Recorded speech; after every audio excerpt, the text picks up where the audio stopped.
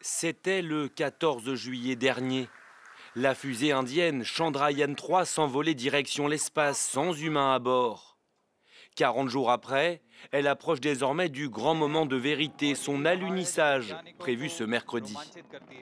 À quelques heures de cet événement, l'agence spatiale indienne a publié ces images enregistrées par l'atterrisseur. La navigation semble se dérouler sans encombre. Il s'agit d'un événement capital pour l'Inde et d'une étape très importante en termes d'exploration spatiale. Les opérations de désamorçage ont été couronnées de succès jusqu'à présent et nous attendons avec impatience les opérations finales de l'atterrissage le 23 au soir. La dernière tentative d'alunissage entreprise par New Delhi remonte à 2019. Elle s'était soldée par un échec. La sonde s'était à l'époque écrasée sur la surface lunaire après une perte de contact à la toute dernière minute. Cette fois, les scientifiques indiens sont confiants, car de nombreuses corrections ont depuis été apportées. S'il réussit, cet alunissage serait une première historique pour l'Inde.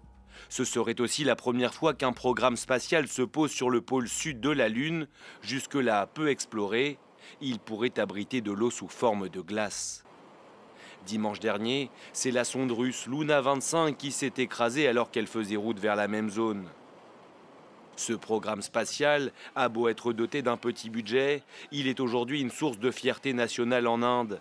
Pays qui pourrait devenir ce mercredi le 4e, après la Russie, les États-Unis et la Chine, à poser un engin spatial sur la Lune.